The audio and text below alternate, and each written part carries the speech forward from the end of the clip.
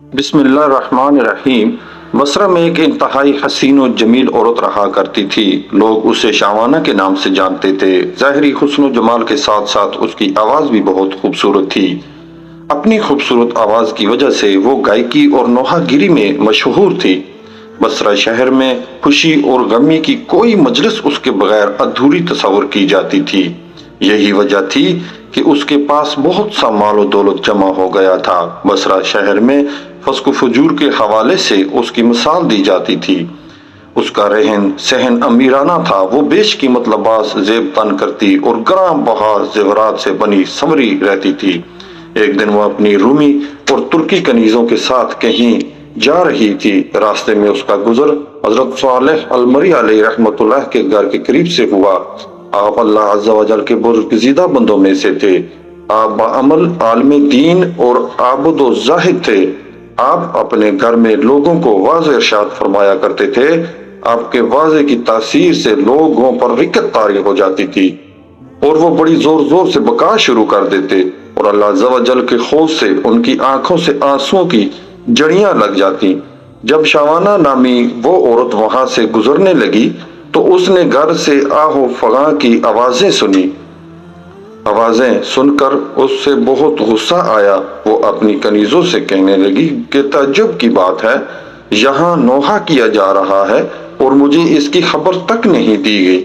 پھر اس نے ایک خادمہ کو گھر کے حالات معلوم کرنے کے لیے اندر بھیج دیا۔ وہ لونڈی اندر گئی اور اندر کے حالات دیکھ کر اس پر بھی خدا عز و جل کا خوف طاری ہو گیا۔ وہ وہیں بیٹھ گئی۔ جب وہ واپس نہ آئی تو شعوانہ نے کافی انتظار کے بعد دوسری اور پھر تیسری لونڈی کو اندر بھیجا، مگر وہ بھی واپس نہ لوٹیں۔ پھر اس نے چوتھی خادمہ کو اندر بھیجا، جو تھوڑی دیر بعد واپس لوٹ آئی اور اس نے بتایا کہ گھر میں کسی کے مرنے پر ماتم نہیں ہو رہا، بلکہ اپنے گناہوں پر آہ و بکا کی جا رہی ہے۔ لوگ اپنے گناہوں کی وجہ سے اللہ عز و جل کے خوف سے رو رہے ہیں۔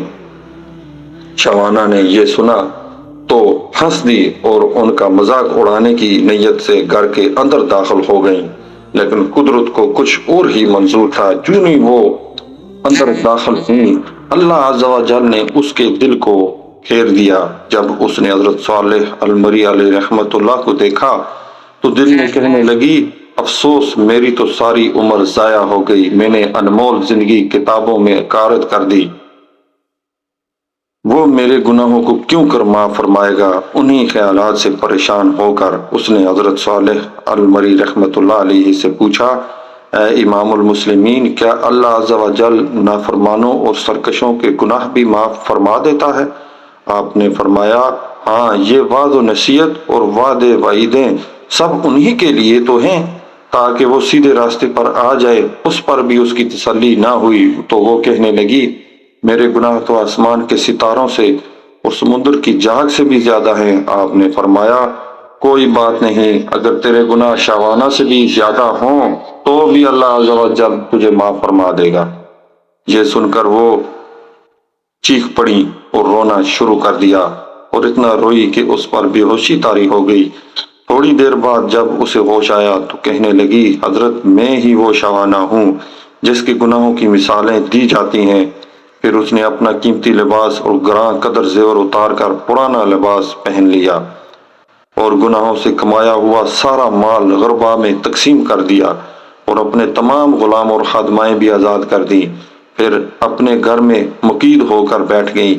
اس کے بعد وہ شب و روز اللہ عز و جل کی عبادت میں محفوظ رہتی، مصروف رہتی اور اپنے گناہوں پر روتی رہتی، ان کی معافی مانگتی رہتی، رو رو کر رب عز و جل کی بارگاہ میں التجائے کرتی، اے توبہ کرنے والوں کو محبوب رکھنے والے اور گناہگاروں کو معاف فرمانے والے، مجھ پر رحم فرما، میں کمزور ہوں، تیری عذاب کی سختیوں کو برداشت نہیں کر سکتی، تو مجھے اپنے عذاب سے بچا لے اور مجھے اپنی زیارت سے مشرف فرما۔